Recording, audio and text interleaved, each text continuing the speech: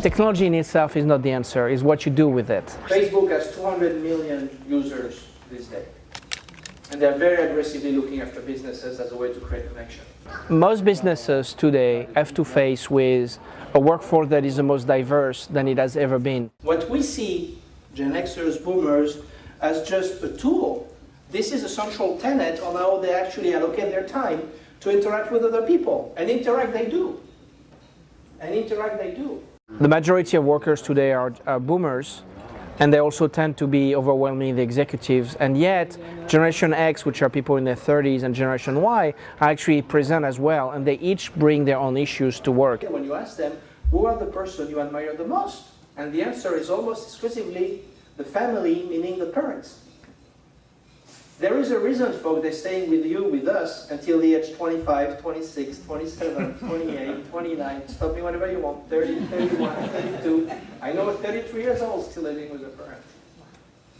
It's not just for free laundry, which is kind of nice, or free rent, or mom's good cooking, or all of that, because they actually like being with you, with us, they do. They're comfortable.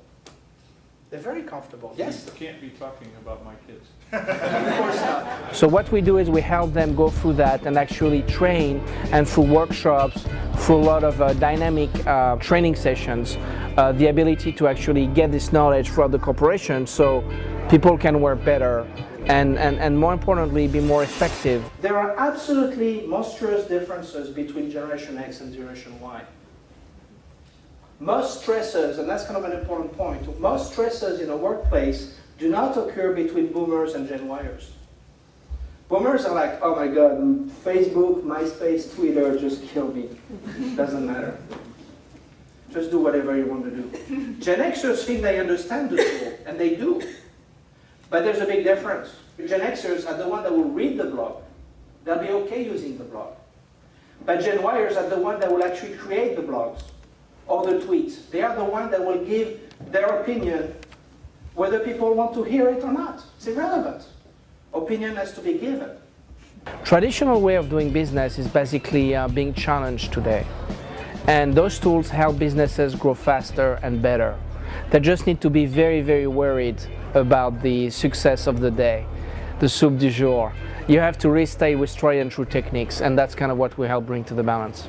How do the social networking tools kind of play with this generation, and how do they play in the workplace where you could see some advantage or Well, productivity? social networking is huge.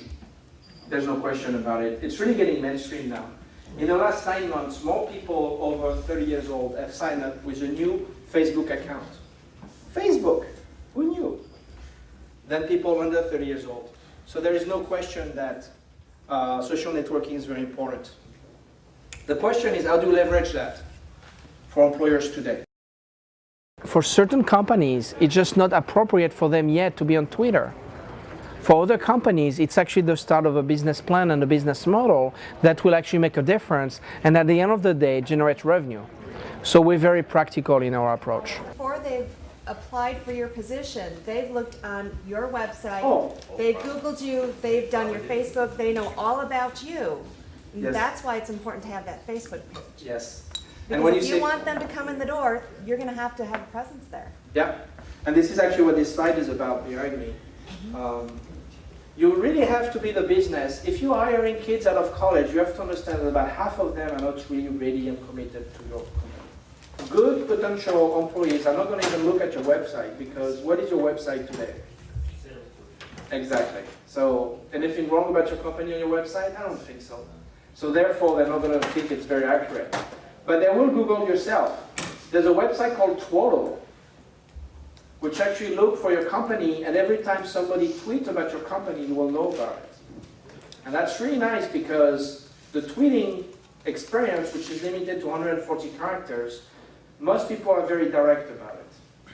You will not know who said what. This is not Big Brother. But you will know what is how your company is perceived online. Every company should have a Facebook page. It's very likely that in 3 to 5 years, the typical web page is going to be replaced by a Facebook-like, where a company will be able to actually create this page by themselves and interact with their audience. There's a website called glassdoor.com, which employees use to rate their employers. And it's important that you do that research first, so you can clean up your online act to make sure that your company is attractive to potential hiring. It's maddening when you think about it, because what you need to do before was just sending out an ad and people will respond. Well, now you have to do a little bit more than that. As far as 6 months ago, Visa created a business network on Facebook. That gives you an idea that this is really a network that is gaining ground. Not just for the novelty that has been wearing off, but as a new way for people to interact with each other. The next generation, we don't know that yet. It's not yet to be named. I'll send you, I'll tweet you when it happens.